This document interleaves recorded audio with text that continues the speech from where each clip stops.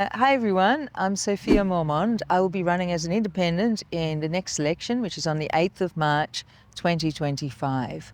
Running a campaign is very interesting, very new experience for me, but it's given me access to some really fascinating, interesting experiences.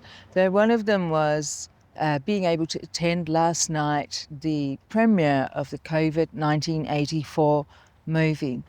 So this is about the protests that went on in Perth at that time against the far overreach of the Labor government. We were dealing with lockdowns, we were dealing with mandates, and the irony of that is that whilst I was watching this movie last night, one of my friends rang me and she had been taken into hospital with a suspected heart attack, which is a direct adverse event that she's been stuck with since she was coerced into getting vaccinated. So she's back home, which is really good, but obviously no one should suffer long term with adverse events, especially because it was known very early on that the mRNA vaccines were associated with cardiac issues, with autoimmune disorders have come up, turbo cancers have come up, but in particular the cardiovascular issues like pericarditis and myocarditis. Medicare now even has a special code for when people go in to see their doctor for cardiac-related issues. There is now a code that associates it with the mRNA vaccines.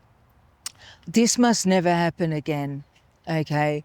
We cannot let this happen again. We need to be pandemic ready for the next time, because there will be another time where the powers that be will want to force mRNA vaccines on us, okay? And we need to be really strong about that. We need to stay mobilized. We need to talk to our councillors on a local government level. We need to speak to our MLAs, state government and our MLCs, and those are all both members of parliament that we have here. It's an ongoing fight, which is unfortunate, but I think we can all acknowledge that there have been signs of future pandemics already happening. Monkeypox, bird flu are two recent examples of that. So some of the things that I will be doing in Parliament around that is continue with petitions, requesting inquiries into what our WA government, the Labor government, did around COVID. Motions to discuss this as well, motions to push back against the emergency legislation, motions to push back against forced vaccinations. So these are some of the big issues that will come up after the election that we can do things with in Parliament. In regards to local councils, the Port Hedland Council has a website that you can go to, which may well be somewhere on in the background there, yes, which gives the exact strategy that they used to get the Port Hedland Council to acknowledge that there is DNA contamination with the vaccines and that those vaccines need to be halted with full inquiry. And ideally, what I would like to see with that as well is the acknowledgement of vaccine injured people, and they deserve compensation. They were pushed, they were coerced and forced into having these vaccines. And that is just so wrong. That should not happen in a democracy. You here should all have bodily autonomy, and you should never have to share your medical data with your employer either. It is invasive, it's unfair, and it's not any of their business. The other things that I'll be focusing on for the next election are going to include pushback against gender ideology in schools, education, and other captured institutions. Yeah, no one's born in the wrong body. Telling children that they might be born in the wrong body is child abuse. So, gender affirmative care is not useful, it is not therapeutic, and whilst for some it may give an initial sense of euphoria because they feel that their medical issues are being acknowledged, in particular their mental health issues, okay, but it's short-lived, and we are now seeing a large amount of detransitioners coming through. And these are often women in their early 20s who found out that having cross-sex hormones like testosterone has made them infertile. They've had a hysterectomy, they're going through early menopause, they've often had top surgery, which is a euphemism for double mastectomy.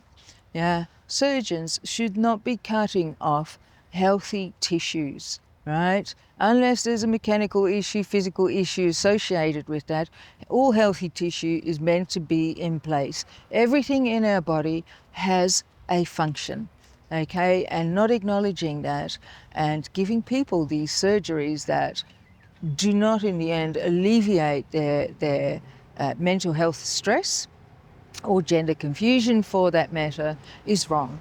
So what we're looking at the moment is basically two massive medical scandals. So we're going to be dealing with people with adverse events from the mRNA vaccines, and we're going to be dealing with people who have gone on incorrect therapies to deal with their gender discomfort, confusion, and we will have to help those people as they come out at the end of that and want to detransition. Other things that I would like to achieve in Parliament is addressing the drug issues that we have in Western Australia. Right, drug drug addiction. Those are generally indicative of people not being happy in our society. They might have prior trauma, in particular, poor living circumstances. All of those things drive people into self-medicating and then becoming addicted to substances. So we need more rehabilitation. I think a decrim model would be the best way to go initially, similar to what Portugal has done. They found that their crime rates almost dropped overnight with that. And they have very much reduced the amount of people that are addicted to drugs through rehab programs. So the outcome there for people has been very, very good. And I think we need to do something similar here in Perth. Another aspect of that would be safe injection rooms. There's some really good models around globally, but also in Melbourne at the moment. But Berlin has had really good effects with that too. So, and the third aspect of that would be pill testing. You know, most people, they like to party. You will never stop people from experimenting with these substances. The only thing that we can really offer to reduce the impact is to make sure that it is as safe as possible. And pill testing has been shown to be able to do that.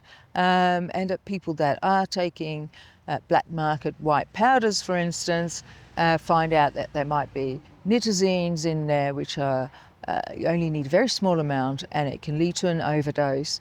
And that is not something that people are choosing to take. That is simply that those substances have been cut into the product that they are buying. Now, the other thing that I'm definitely going to focus on, and if you've been watching my social media, you know that I am very excited about hemp. And the reason why I'm excited about hemp is that hemp is multifunctional. You get the fibre, you get the seed. With the fibre you can make clothing. Bedding, pet bedding in particular, is starting to take off. With the grain or the seed, you're looking at a land-based source of omega-3. So it's a very fast-growing plant, and you can make dukkers, you can add it to your cereal. There's all sorts of useful functions for the seed. Then with the herd, that can be used, this is the hard part of the stem, that can be used to make hempcrete. Now, hempcrete is is the herd mixed with lime, and it is actually fire resistant. So you can put a blowtorch on hemp on hempcrete, and it'll leave a scorch mark, but it won't go any further. Like I said, fast-growing plant. You can use it for the structural components in housing as well now, which is quite exciting, and it does grow well in Western Australia, both in the southwest, but also further up north, near the Ord River system. And Perth has done several trials around that. So I'm hoping that we can make the legislation easier for people to grow hemp, and that will help with our housing issues in particular. It grows fast. It's not necessarily an expensive crop to grow. It's quite hardy. So, and you can grow a 3x2 house in about 4 months. And we have lots of space in Western Australia where we could grow hemp. And we need more. We need a more diverse portfolio of income. We can't just stick with mining all the time. The good thing about hemp too is carbon sequestration. So if you build a house from hempcrete, it will continue to sequester carbon for the next 20 years or so. So that is quite environmentally friendly, and it is a highly sustainable industry. Now, other things that have come up in this lead up to the election is wind turbines.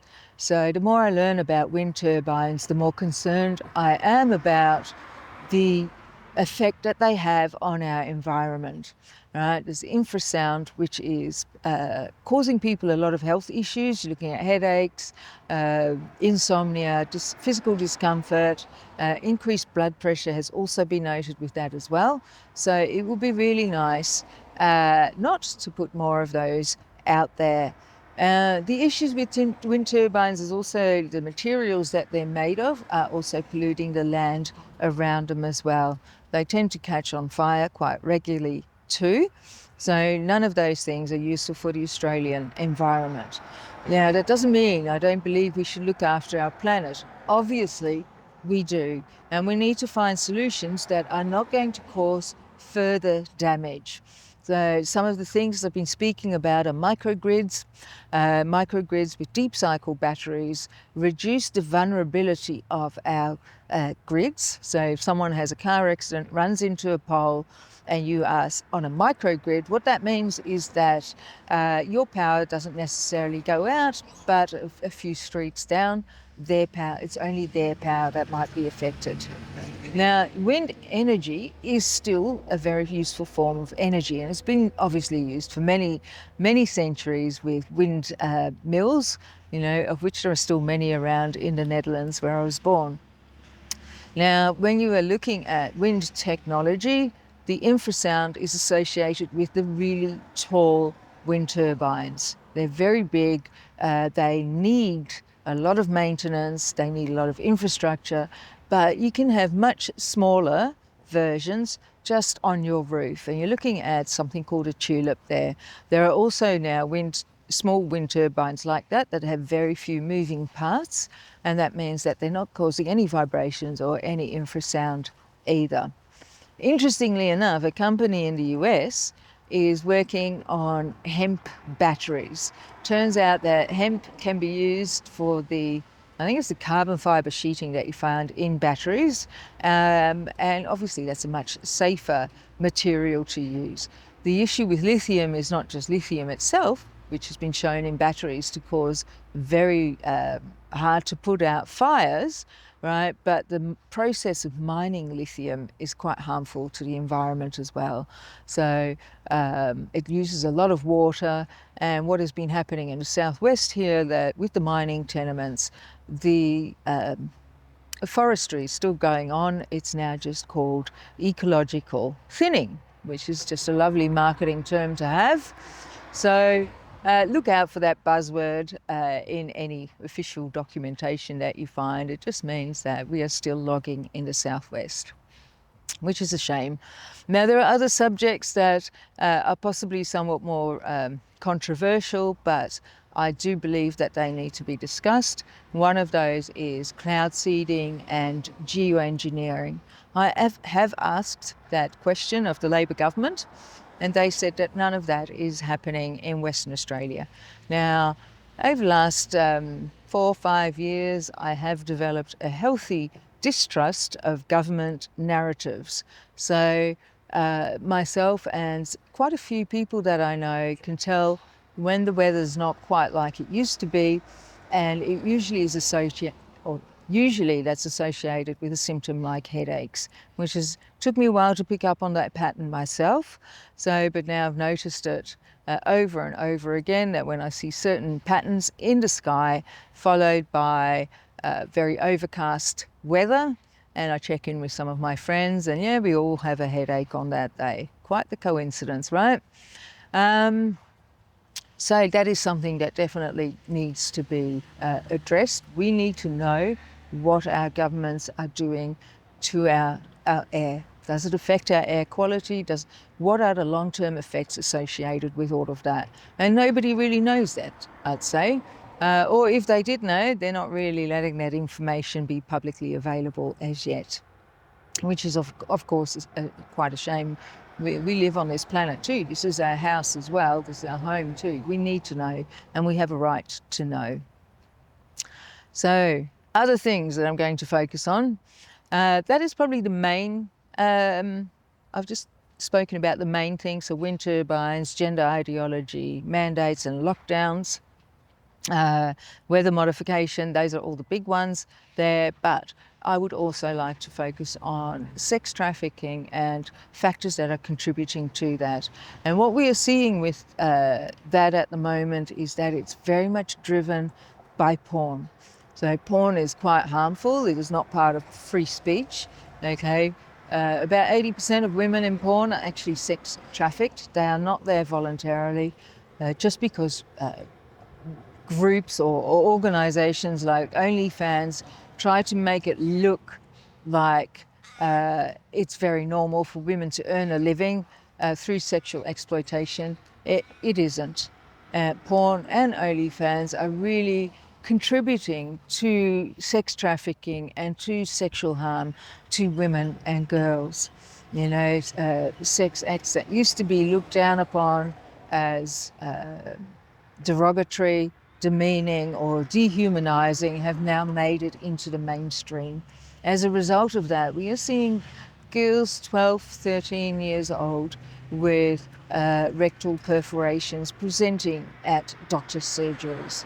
That should not be allowed to happen. Okay, we need to make sure that those boys in particular, when you're looking at boys, they're exposed to porn at about 9 years, 10 years of age. They are getting a very unhealthy view of what a human female body should look like. And this is then, or what making love should look like. And this is negatively affecting their ability to form meaningful and intimate relationships with women later on in life. And obviously there's a lot of damage done to girls and young women in the meantime. We need to make sure that we get girls to understand that being desirable, physically desirable, sexually desirable, is not what you should measure your worth by. Yeah, we need to focus on girls going into STEM. We need to focus on girls understanding that they are so much more than a body designed for the sexual gratification of men. Now, another aspect to that, which has become much more common, is surrogacy. Surrogacy is harmful to the mothers and the babies. Yeah, when you're looking at the babies, they need their mother's milk. Mother's milk is literally the best thing for a baby. Now, I understand that that's not always available to all babies. I get that. But where it is available, it should be utilised, because that blood or that milk is made from the blood of the mother that has been feeding that baby for the last 9 months already. So, and for the mothers, you know, there are a lot of women who are poor and are getting exploited for this. And there are worldwide examples of that. There was a group in Thailand basically using women, keeping them pregnant and selling their babies to people who wanted to, had the money to buy babies. That essentially is human trafficking. And something aligned to that, once again, is what we're looking at from adverse events from the COVID-19 mRNA vaccinations is infertility. So we're saw a lot of mums lose their babies. We're seeing a lot of women being infertile, and men's fertility has dropped as well. There's a range of reasons why that's happened. Some of it relates to BPA in our environment, uh, other things that can make people infertile, but mostly the plastics that we're looking at, which act like a type of estrogen, xenoestrogens. So we need to make sure that we can get people healthy enough to not need IVF or other therapies to be able to fall pregnant. So birth rates are dropping all around the world, or certainly in third world countries. Cost of living is one part of that, but also the increase in infertility is also an issue there too. So that needs to be looked at. Then we look at our water quality. So water quality has gone down. We've got PFAS, dioxins, microplastics turning up in our water too, and they're not healthy for us, all right? They need to be gone. You can install filtration systems, but they're very expensive, and that is not something everyone can afford. So we need to work preventatively there, clean up our environment, get people healthier again. So, and looking at our environment and toxins that we get in from our water or from our air, but also from our food chain needs to be cleaned up. We are still using glyphosate. I have no idea why that substance is still allowed anywhere near food. It shouldn't be. It's harmful. It destroys your gut microbiome, and once that's gone, you end up with autoimmune diseases, leaky gut, and also mental health issues as well, because part of your microbiome produces some happy chemicals for your brain. And if that's not happening, we become depressed, suffer from insomnia. And you can see that with the amount of people that are on antidepressants at the moment, it's huge, right? Why are we so unhappy? Yeah? And diet and the destruction of the microbiome is one aspect of that. Yeah, so I'd like to see glyphosate gone, and I want us to use regenerative agriculture to grow all of our crops with. When you're looking at regenerative agriculture, it's more natural, yeah? And the animals, cows, chickens, are much happier overall. They have a more balanced diet. So when you're looking at a paddock, there'll be like about 30 or so different plants on there. So the cows are eating all of these different plants. They're getting a broad spectrum nutrition into them, and they are happier, calmer, and provide higher levels of omega-3 for us. It's the same with chickens. Yeah, they're happy, not too crowded. They get to be free range. They tend to be plumper, and the colour of the fat is yellow, indicating a higher nutritional status. So we need to make our food nutritious again, yes, and it needs to be fresh and ideally grown locally too, without added pesticides and herbicides. And I'm not a great fan of GMOs there either. We did not evolve with GMOs, right? Genetically modified organisms, and one of the reasons why we have GMO soybeans is so that they can withstand high doses of glyphosate. And that glyphosate doesn't go anywhere. That ends up in your soy milk or your tofu. So we are basically under attack from so many aspects from our government and in our society. So there's a lot of work that needs to be done, and we need people to be brave enough to tackle those subjects in the chamber, talk about that, educate people, and make these things go mainstream. Thank you. Authorised by Moermond, Independent Perth.